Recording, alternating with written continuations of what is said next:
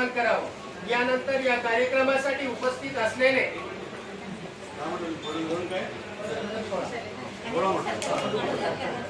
तर यानंतर त्यांच्यासोबत ज्यांनी या जिल्ह्यामध्ये त्यांचं नाव आहे असे आपले आमदार महोदय